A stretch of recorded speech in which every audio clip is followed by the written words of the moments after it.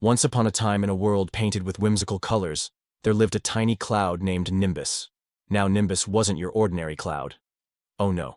He was a mischievous little cloud, a trickster who delighted in playing pranks on the people below. With a flick of his cotton candy form, he could whip up a mini tornado, sending pigeons flying in a panic. Or with a well-placed bolt of lightning, he'd startle the fish leaping out of the water, much to the amusement of the humans fishing on the banks. One sunny morning, Nimbus decided to play a particularly nasty trick on an old wise tree. For weeks, he'd been soaking the tree's leaves, ruining its perfectly good naps. And today would be no different. As the sun peeked over the horizon, painting the sky with hues of pink and orange, Nimbus gathered his strength and unleashed a torrent of water. But this time, something unexpected happened. The water didn't just roll off the leaves, it seeped through, causing the branches to droop with the weight of the soaked foliage. The old tree sighed, its leaves wilting. It was going to take ages for them to dry. Seeing the damage he'd done, Nimbus panicked. He'd never meant for his pranks to have such an impact. For the first time, he saw the consequences of his actions, not just the fun of the moment, but the real, lasting effects on those around him. A strange feeling, a feeling he'd never experienced before, bubbled inside him. It was heavy and uncomfortable, and the worst part, he knew it was his fault.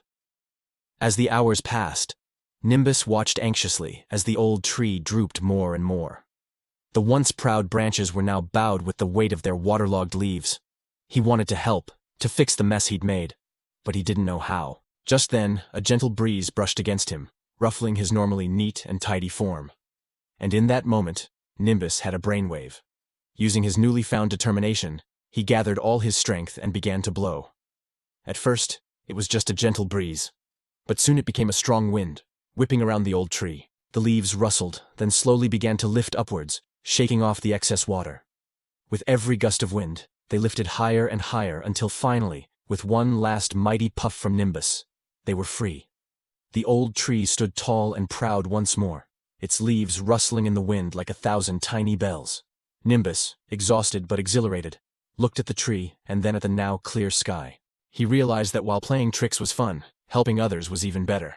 It felt so much lighter, so much better than the heavy, awful feeling he'd had before. From that day on, Nimbus became known not just as the mischievous cloud, but as the helpful cloud too.